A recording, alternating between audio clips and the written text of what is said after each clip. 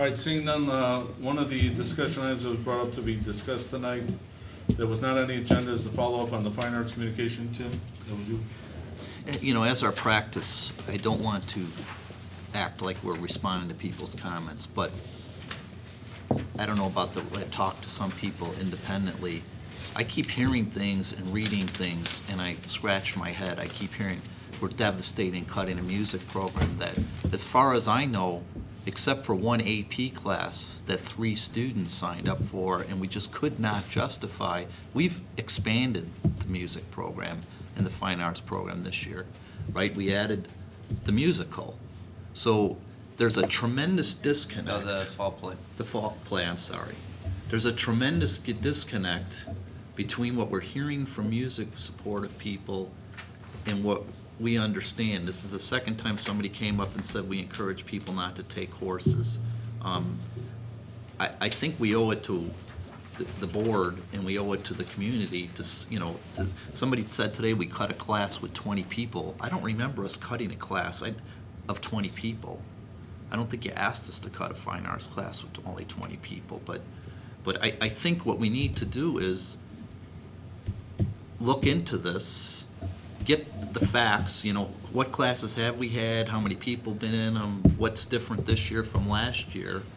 I mean, the message people take, and it's the second time because we happened to be, last time we were here, and it was right after the basketball team made it to state, or to the regionals, the swim team made it to state, and we happened to recognize athletes, and we got several people commented how all we care about is sports.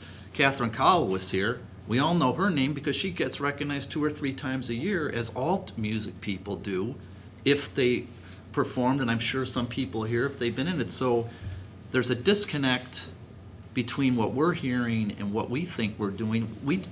I never heard anybody say we don't want to support the music program. We support our goals of engagement, and part of it, Gary brings it up all the time, what are we engaging? We want clubs, we want sports, it's not, our goal is to have round the kids and have them engage, and we're just we're apparently sending a message that we just don't care, and we're devastating a program that, it's not something that I believe we've done. Well, So we need to put the information together and bring it out at a board meeting and lay to either educate us, maybe we're misunderstanding, or we've done something we're not aware of, or maybe we'll be able to educate the community, and you have the music sponsors, right, that you are a representative on for the meetings on the music sponsors, Kristen, right? I'm a representative on the PTO, music sponsors, I believe is Part of it. subcommittee. Okay, so there's a group that we represent, and maybe we get our information together to see what really has changed, and then educate people on it, because I just keep scratching my head on some of these things I'm hearing here. Well, and, we approved the new band uniforms. All of us have had children in the band programs. Maybe we can ask our administration, just really, our courses have grown, and we are a finite population. Maybe we don't know what we don't know, but, if it seems to fit in our schedules, maybe we can look at how the courses have grown. If we're offering more art classes today than we were in the past, our numbers, are students still signing up? Where are they signing up? Where are they? Is there a shift? Are students choosing other things as opposed to art classes and music classes? Maybe we can just look at that data. So Well, I that, was gonna say, Right. we get the fall and winter sports Right. reports, maybe we ask for similar reports with respect to fine arts activities, both coursework and extracurriculars. Well, we get the clubs, that comes once a year at the end of the year, right? Correct. Kevin, probably in May, right? May and June, right? May and June, we always get the club report, so we would get, and, again, people weren't aware of that. Yes, we do the sports after each season, we do the clubs, no matter what they are, art, music, the 2 Right. different plays, improv, we find out all that information one time at the end of the year. But I'm suggesting we need to go a little further here, because it's the coursework too that I'm concerned about. Somehow there's a message that we've cut the program, and, again, that's not the impression that we've got by the data that I've seen. Matt, how are we discussing this on the agenda? Is this open, or?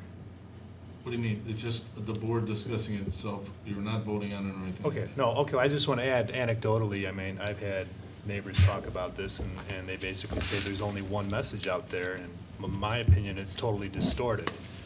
I think it's unfortunate that members of this community are getting this message that we don't care about fine arts or we're not doing the job. I think, Kevin, you addressed this in the newsletter, and we've talked about this before, that we need to get the positive aspects and the rationale behind our decisions out to the community so they can't be distorted. So on April 28th, at the COW meeting, Kristen will have a 5-year historical data of our music class enrollments, numbers, staffing, everything that Tim had brought up. We were already planning on doing it, but because of all the information regarding the construction, to not convolute that discussion, that's on more of the committee of the whole meeting. But we've already have looked at some of the numbers with the Curriculum Advisory Council in regards to freshman enrollment and enrollment into band, into other courses. In regards to staffing, the staffing report that the board receives in March lays out the classes that are near 20, slightly over 20 that might not run, the combining of classes. So a lot of that information was included, but we'll provide some historicals on that and related to the one-course orchestra that was mentioned. We'll look into that, as well as into the numbers of the improv sketch that was also brought up. You know, just to remind the board, even in regards to staffing, we haven't had really a true 2.0. I mean, this year we had a 2.0. We ran a class with 9 students. The year before we had 1.9, and then we had a 0.1 of kind of like independent study. We didn't have enough to run a 2.0. So I think some of that needs to be laid out. Whether people will listen or hear what they want to hear, that will all need to be laid out. But we have now that we will have all that information at April 28th. Well, and then I would encourage you also to look, Kristen and Kevin, if fine arts and vocational ed are influencing music, because we are offering more in the vocational ed with the computer programming and the CAD classes. Well, I think one thing that everybody needs to remember, and I think the young lady who read the statement from the university to represent the student from the University of Kansas, it was mentioned that the board had made it harder for students. The board correctly enforced the PE waiver as it's written, so that students who are not marching or who are in marching band. So this board amended the PE waiver so that students that are in marching band only get out of first semester, Right. not the entire year, because that put them at a significant advantage Right. than any other student, because a PE waiver for any other student is just the length of their season, not even a semester. Right. And so you can even see when after the PE waivers were amended, it's probably why the young lady from the University of Kansas is talking, it would be tough to be able to try to fit choir, band, and a foreign language into a 7-period day with your requirements. They used to be able to take a PE waiver for the entire year and then take the extra courses. So some of that has changed as well. We'll provide some historical on that too. That's all. Thanks, Okay, Kevin. so we'll see at the COW with some more information. Do I have a motion to go into closed session? Mike, did you want to say something? No? Did you want to say anything? Well, the course that had 3 students that we didn't run, we're running that in the other semester, right? We're running that this year. It's a year-long course, correct, Chris, in AP Music Theory? And we're running that this year with 9 students.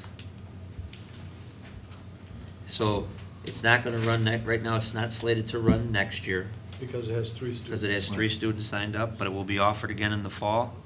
And if there's enough students and the board wants to approve it for the following year, it would run. And this is probably part of your presentation, Kristen, but you were going to look into see if there was like an alternate course for that type of course, right? Correct. Okay, so we'll hear all about that next meeting, right? Thank you. All right, anybody else? All right, can I have a motion to go into closed session? Resolved that the Board of Education, Township High School District 2A, Cook County, Illinois, enters closed session for the purpose of considering appointment, employment, or dismissal of employees, sale or lease of land, litigation, and collective negotiations. Do I have a second? Second. Second by Gary Gritchen. Mary Ann? Mr. Grayson? Yes. Ms. Ruska? Yes. Mr. Johnson? Yes. Yes.